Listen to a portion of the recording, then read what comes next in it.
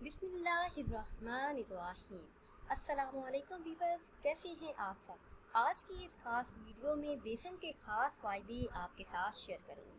बेसन के फ़ायदे भी हैं और नुकसान भी, लेकिन इसके फ़ायदे ज़्यादा हैं। बेसन की रोटी किस तरह से बनाई जाती है, बेसन किस तरह से हमारे चेहरे से दाग धब्बों को दूर करता है, ये आज की इस वीडियो में मैं आपके साथ शेयर करूँगी। वीडियो में मज़ीद आगे बढ़ने से पहले आप सबसे एक छोटी सी गुजारिश है कि हमारे चैनल को सब्सक्राइब कर दें। नाज़रीन, बेसन में अल्लाह अज़्ज़ व जल ने कुदरती फ़वाइद रखे हैं।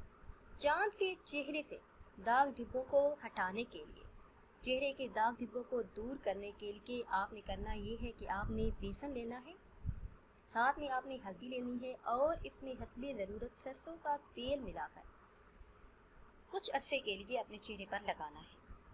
मतलब कि आपने लगातार रोज़ाना ये टोटका आजमाना है। बेसन लेना है, हल्दी लेनी है, उसमें हस्बे ज़रूरत आपने सरसों का तेल शामिल करना है। इस पेस्ट को आपने अपने चेहरे पर लगाना है। इसमें पानी की जगह पे आप दूध भी मिला सकते हैं, अरके गुलाब भी शामिल कर सकते हैं।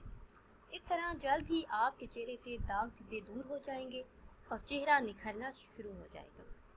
इसके अलावा बेसन की रोटी खाने से चेहरा कुदरती तौर पर निखरना शुरू हो जाता है, क्योंकि बेसन में बड़ी मिकदार में आयरन फोलाद मौजूद होता है।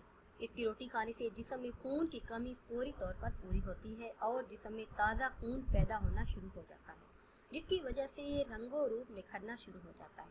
अब मैं आपको बताती हूँ कि बेसन की रोटी बनाई किस तरह जाती है।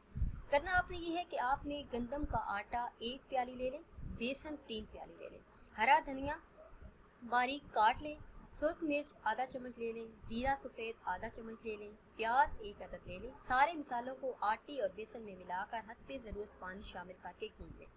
छोटे छोटे पेड़े बनाकर रोटियां पका लें।